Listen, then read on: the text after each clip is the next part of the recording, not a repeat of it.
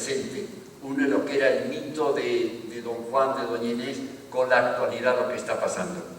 Otro gran escritor, también que renovó mucho el lenguaje, fue Pío de Baroja. Tiene dos grupos de novelas, unas dedicadas digamos, aventuras. Pío Baroja era vasco, estaba encantado con su país y con sus gentes. Entonces hay varias trilogías que tratan de la gente del País Vasco, entre ellas está Las inquietudes de Xantiandía, pero después tiene otro grupo de obras más profundas que tratan de crítica social y existencial.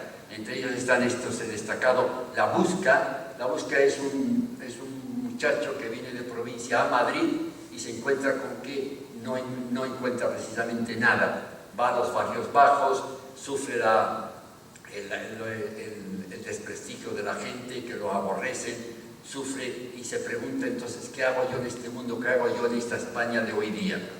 Ese Barrios Bajos, un poco reacción también a lo que habían escrito ya el Lazarillo de Tormes, esa crítica de la sociedad, es lo que hace Pío Baroja con el Madrid del año 1898. El árbol de la ciencia es otra novela profunda donde se preocupa analizar qué hacemos en este mundo. Es un poco autobiografía porque él fue médico, ya veremos después, y aquí trata de un médico que se pregunta por el sentido de la vida. Sentido de la vida, hay una discusión con su tío que también es médico y al final hablan del árbol de la ciencia porque dice que en el paraíso había dos árboles, no uno como dice la Biblia, sino que dice había dos. Uno del bien y del mal, pero otro de la ciencia. Y el que prohibió Yahvé era este de la ciencia, que es hasta dónde puede llegar el hombre con su pensamiento, hasta dónde puede soportar todas las críticas de la sociedad que lo está avasallando al hombre. Es un libro muy interesante, este árbol de la ciencia.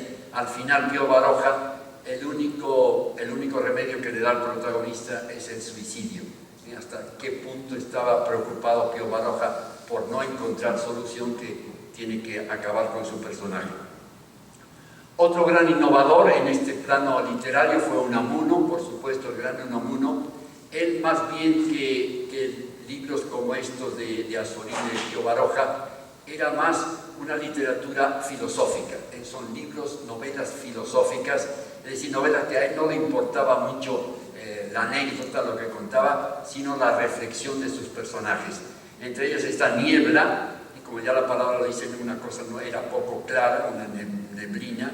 Aquí el protagonista se pregunta, sobre todo, se enamora y pregunta, pues, ¿qué es el amor? Porque lo deja la mujer que quiere, empieza a preguntar sobre la asistencia, empieza a desesperarse y se entera que hay un tal señor Miguel de Unamuno, que es un profesor y que vive en una calle tal, y lo va a visitar. Y resulta que va a visitar y que es el autor de su obra. O sea que es interesante en esta novela que Unamuno habla de él y de su obra, de su personaje y la discusión entre los dos. Una discusión filosófica profunda sobre el sentido de la vida que es muy interesante. Otra obra excepcional es San Manuel Bueno, Martí. En esta trata, y una novela que puede ser muy actual también, trata de un sacerdote, un cura de aldeas, que vive feliz con sus parroquianos, es amable, va todo perfecto, ayuda a todo el mundo lo quiere, es bueno con todos, perdona, es amable, es un tipo excepcional. Resulta que un día pierde la fe y se dice, y esto, ya no creo en Dios, no creo en esto que hago, no creo en la misa, el evangelio, todas estas cosas. Pierde la fe y empieza ese problema interior, intelectual. ¿Y qué hago ahora? Le digo a todas estas gentes que todo esto, que yo no creo en todo esto, o me callo y me aguanto hasta el final. ¿Sí? Una decisión dura y que al final no les dice nada, muere y por eso Unamuno lo santifica, dice que es San Manuel, porque en el fondo se adelantó al Concilio Vaticano II y al Papa Francisco pensando que lo esencial del cristianismo es la caridad. Y ya dice el Evangelio que cuando uno se muere le van a pedir cómo se ha relacionado con los demás y no se ha cumplido muchos mandamientos. Otra tercera obra muy interesante, novela filosófica, es El sentimiento trágico de la vida. Ya está diciendo que es trágico, ya el nombre lo indica. Para Unamuno el gran problema era cómo unir razón y fe. porque él como intelectual decía la razón es esencial, es lógico, tengo que razonar, pero hay cosas que la razón no me puede explicar. Él seguía mucho a Pascal, al escritor del siglo XVII francés, matemático, filósofo y teólogo, con aquella famosa frase: el corazón tiene razones que la razón no comprende. Y entonces él decía, la razón está muy bien, pero hay cosas de la fe que la razón no me puede explicar, pero que yo las necesito. Entonces es un gran defensor aquí de la fe, una fe no estática, sino una fe renovada, como decía Unamuno.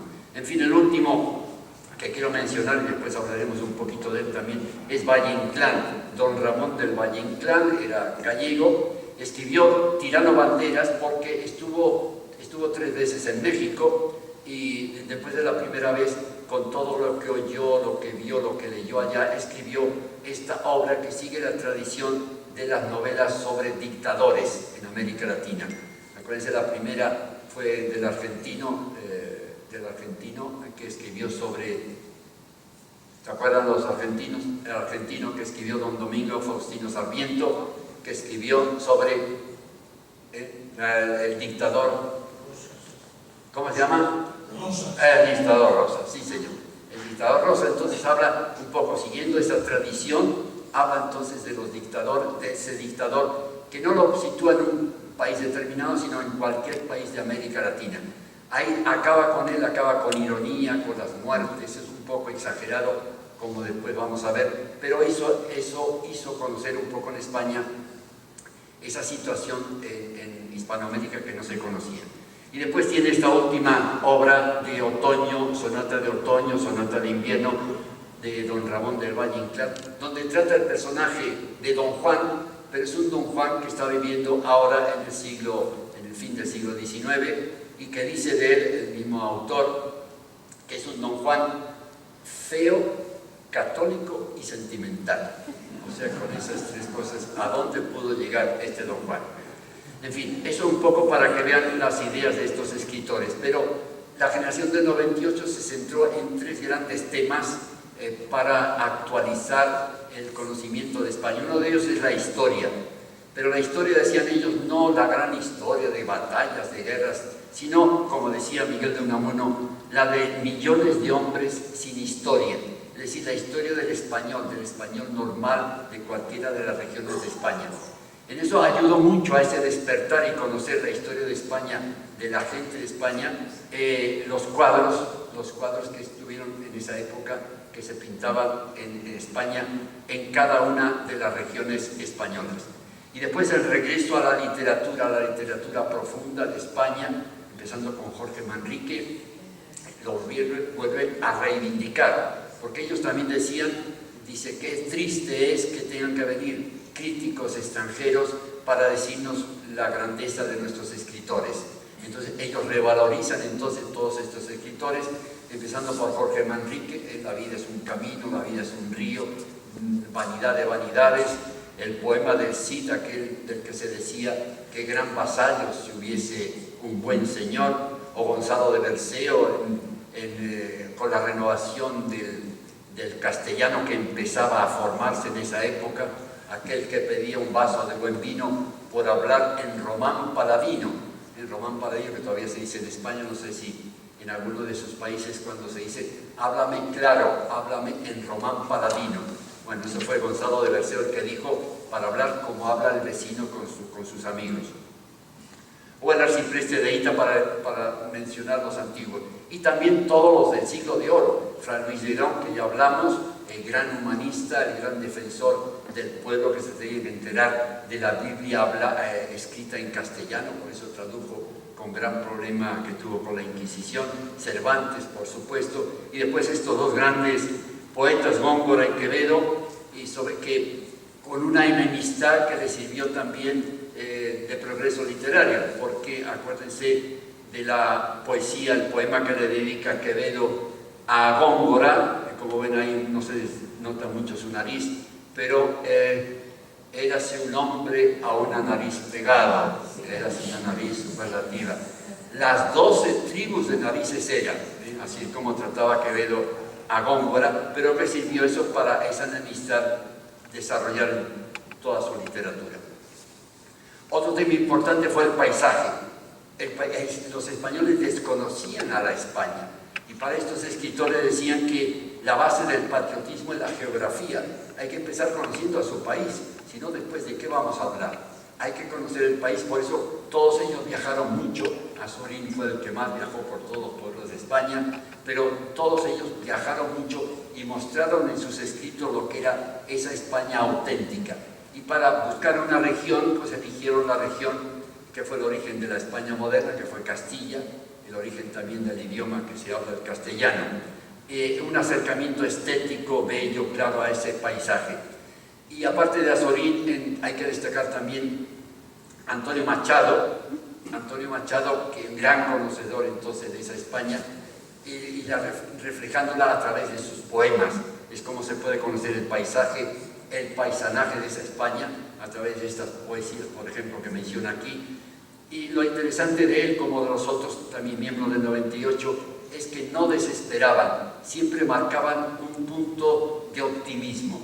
Por ejemplo, ahí en este poema que le dedica a Soria, donde estuvo él de maestro, dice: Soria árida y fría, sierras calvas, cerros cenicientos, pero después dice también de hierbas olorosas, de diminutas margaritas blancas.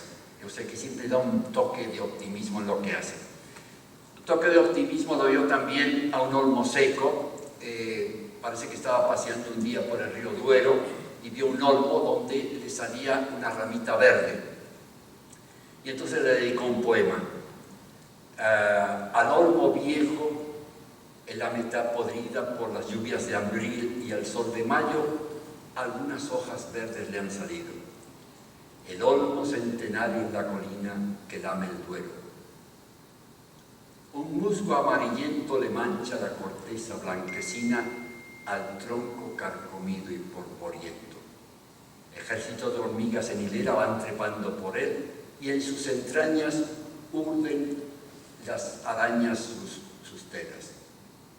Antes que te derribe, olmo del Duero, con su hacha el leñador y el carpintero te convierta en melena de campana, lanza de carro o yugo de carreta. Antes que el río hacia la mar te empuje por valles y barrancas, olmo, quiero notar en mi carpeta la rama de tu gracia verdecida. Mi corazón espera también hacia la luz y hacia la vida otro milagro de la primavera. O sea que da un milagro, va a haber un milagro o que sea, pero esa esperanza que él siente y que manifiesta en sus poemas. Otro de los grandes que ya hemos mencionado, Miguel de Unamuno, él fue también lo que se considera el cabeza, el jefe espiritual de este grupo.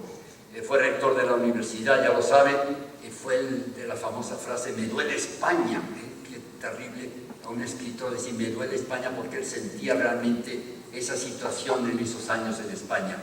Él fue muy fiel a sus ideas y se sacrificó por ellas.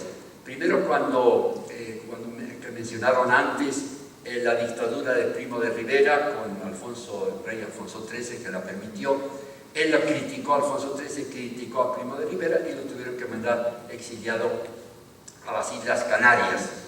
Después volvió de nuevo entonces a Salamanca, donde era rector, y le tocó allí el levantamiento de Franco. Y ya hemos mencionado el otro día que al principio él recibió muy bien a Franco, esta revolución, decía, por fin este movimiento nacional, católico y hispanista, defendiéndolo. Incluso escribió a varios amigos suyos, escritores en toda Europa, y después tuvo que rehacerse de todo eso que había dicho. Cuando empezaron a decirle amigos suyos, oye, que me están persiguiendo, el otro que habían matado a mi pariente. Incluso él se presentó ante Franco con un amigo suyo que estaba en la cárcel, otro profesor que era un inocente, y a pesar de todo fue fusilado. Entonces eso hizo que cambiara completamente Unamuno y que se opusiera entonces a Franco y a todas esas ideas del llamado nacionalsocialismo. Y eso intervino entonces en lo que ya contamos el otro día en Salamanca, cuando el 12, un día como hoy, un 12 de octubre, que se celebraba el inicio de las clases y que fue cuando, después de un discurso de un profesor alabando lo que estaba haciendo Franco y la revolución, dijo: ganaréis, pero no convenceréis. Después lo tuvieron que exiliar a su casa y allí murió 2 meses después. Otro grande, y tengo un poco afecto por Pío Baroja, porque resulta que cuando murió, me recordaré exactamente, yo creo que para siempre, murió el 30 de octubre de 1956. En esa época contaba yo con 18 años, estaba haciendo el primer año de universidad en la Complutense de Madrid. Regresaba ese día, era un miércoles, regresaba entonces a nuestra residencia de estudiantes con otros colegas, veníamos hablando en el tranvía y estábamos comentando que justo habían anunciado que se había muerto Pío Baroja. Yo en cambio estaba conversando que al día siguiente, los jueves, a los que hacíamos primero de universidad, el director nos mandaba hablar durante 15 minutos el jueves durante la cena. Estaban más de 100 estudiantes por todos lados, entonces había un silencio y nos tocaba a cada uno hablar durante 15 minutos. Yo entonces me había tocado y había preparado varios días intensamente, por supuesto, se imaginan, uno para quedar bien ahí, sobre Egipto, una cosa extraordinaria, sobre el canal de Suez, estaba lindo, comentaba con mis colegas. Cuando llego a la residencia, el portero me dice: Moreno, que busca el director. Dijo, cuando a uno a los 18 años le dice que el director lo busca, empieza a reflexionar rápidamente: ¿qué hice? La tarea, hice bien. No, yo me sentía de inocente, ¿no? ¿Qué ha pasado? Bueno, me presento ante él. Buenos días, don Juan José. Se llama Juan José Aranzábal, un vasco, como Pío Baroja, un vasco bien duro. Me llamaba: ¿usted habla mañana? Sí, mañana yo voy a hablar. Hable de Pío Baroja. Iba a hablar. Bueno, vaya, sí, aprovecha el tiempo, no pierdas tiempo. Así que ahí me largó, no pude defenderme nada, así que pasé esa noche soñando con Pío Baroja y al día siguiente me metí en la biblioteca, no había los términos de ahora de computadora, así que me la pasé todo el día revisando, viendo y después pude hablar de Pío Baroja y al final me encantó Pío Baroja y después enseguida pude ya leer con tiempo sus obras. Pío Baroja, fíjense, era 18 años, y 18 años un revolucionario, lo quiere cambiar todo, renovar todo, en contra de todo. ¿Cómo era Pío Baroja? Como digo, hay espíritu independiente y crítico, anticlerical, antimilitarista, anticristiano, anti-todo, incluso antimatrimonio, porque no se quiso casar nunca, decía que la mujer no conoce casarse nunca. Pero era fiel a sí mismo y era un intelectual profundo también, analizaba las cosas y analizaba el sentido del hombre y sobre todo en la España de esa época, el sufrimiento de la gente. Como dijimos antes, él vivió sus últimos años, o sea, cuando la guerra se fue a Francia, pues después regresó después de la guerra, se quedó en Madrid, no quiso saber nada con nadie, iba al retiro a pasear y se quedó concentrado en lo suyo. Había sido médico y justamente la anécdota que cuando terminó la medicina lo mandaron a un pueblito del País Vasco y duró 2 años porque se peleó con el jefe médico, se peleó con las enfermeras, se peleó incluso con los pacientes y al final justamente un hermano suyo tuvo que ir a Madrid porque una tía que había quedado viuda tenía una especie de panadería, venta de pan de algún tipo. Y el hermano que estuvo allí cuidando estaba ya harto y le escribió: ay, esto de estar aquí. Ese vio la ocasión, dejó el pueblo, dejó la medicina, dejó a todos, se fue a Madrid y ya desde entonces, menos el tiempo de la guerra, no salió de Madrid, conoció a Madrid profundamente y allí se sintió a sus anchas. Y después quiero mencionar por último a don Ramón del Valle Inclán. No podía terminar sino con este personaje, manco con barbas de chivo. Barba de chivo es un mote, una definición que le puso Rubén Darío, que era gran amigo de Valle Inclán, como de los demás. Melena, quevedos y capa española. Cuando estuvo en México, regresó ya con esa barba de chivo, y con un poncho. Pero vio que el poncho en España eso no daba bien y entonces se puso esta capa española. Como él mismo dice, este que veis aquí, de rostro español y quevedesco, de negra guedeja y luenga barba, soy yo, don Ramón del Valle Inclán. No era su nombre auténtico don Ramón del Valle Inclán, porque él se llamaba Ramón José Simón del Valle, nada más. Pero después fue cambiando el nombre, hasta eso quería aparentar. Primero se llamó don Ramón del Valle de la Peña y después apareció Valle Inclán un día y así se quedó. Era un personaje extraordinario por lo especial que tenía en la cabeza. Era la mejor máscara a pie que cruzaba la calle de Alcalá, decían de él. Un personaje de este tipo que hablaba, se metía en todo. Le gustaba mucho en Madrid en esta época, principio del siglo XX, había muchos clubes de discusión, de tertulia en varios, hasta 10 lugares, y a él le encantaba eso de la tertulia para llamar la atención, hablar de él, de sus cosas, de cosas raras. En un momento, en una de esas tertulias, tuvo una discusión con un periodista y él le quiso atacar con una botella. El periodista le golpeó y fue al brazo izquierdo y fue ahí cuando tuvo una gangrena y le tuvieron que cortar el brazo izquierdo. Justo después de esa pelea tuvieron que ir a la policía y después de tomar el testimonio de varias personas que estaban allí, entonces le dieron a él, el policía le dio para que firmara el acta de la presentación. Cuando vio lo que estaba escrito, se imaginan un policía quizá con falta de ortografía y todo. Esta prosa no la firma Valle Inclán, se agitarían los huesos de Cervantes en su tumba. Ese era el estilo de él. Y nunca firmó ese acta. La homofagia.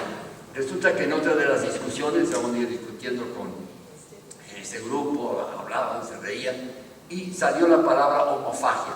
Y alguien de allí que ya había interrumpido varias veces, oiga, ¿qué es eso, homofagia? Entonces se voltea a él y le dice, la homofagia es cuando un ser se come a otro de la misma especie. Para que usted me entienda, si usted se come un besugo, está practicando la homofagia. O sea que lo estaba tratando de ver. Por supuesto que ese día acabó la reunión, ya todo el mundo muerto de risa y se fueron a tomar algo y dejarlo tranquilo.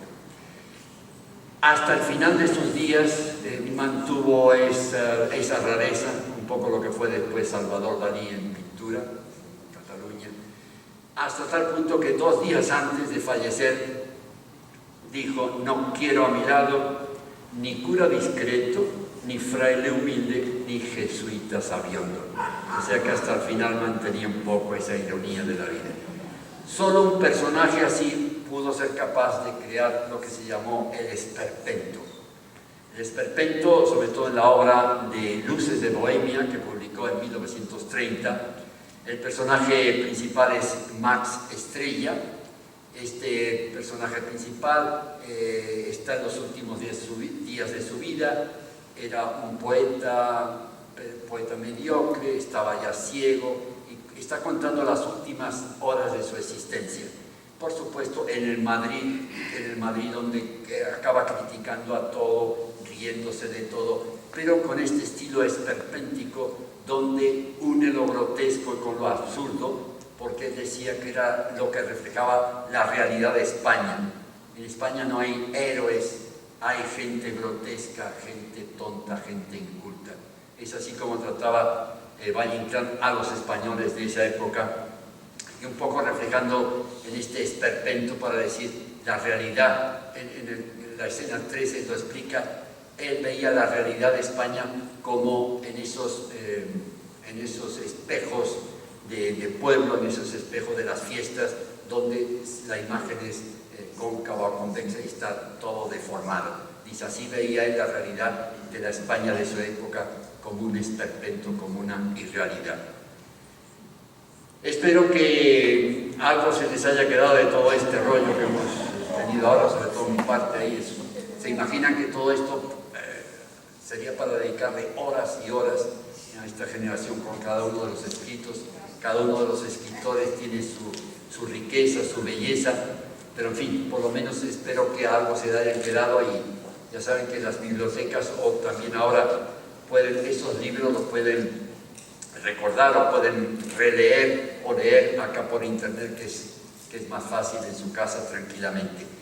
No me queda más que anunciar primero que bueno, este año ha habido problemas en la organización, ajenos a la Casa de España, en la organización de la cena de gala, así es que vamos a tener que anularla y aplazarla quizás para la primavera con un evento especial que nos está preparando nuestra directora de Asuntos Culturales, una sorpresa interesante, pero por ahora tenemos que dejar. Nomás anunciamos quizás sea para el próximo 9 de noviembre, tendremos la última reunión con una película que ha sido ya candidata para presentarse por España para los premios de la Academia en Los Ángeles, para los Oscar. Entonces esperamos verla, esperamos que nos acompañen ese día. Por lo demás, muchas gracias por supuesto a Trinity por su gran colaboración y a más, por supuesto también a Laura. Gracias Laura, gracias Miguel Ángel, gracias a todos ustedes por venir. Ya saben que siempre ahora tenemos ahí unas tortillitas, un vinito, unas cositas para deleitarnos, con tanta amargura que hemos visto, con tanto esperpento, para que un poco se relajen un poco. Y también hay una cajita, no es esperpéntica, es una cajita donde pueden dejar su óvulo, si se les ocurre. Muchas gracias por venir hasta la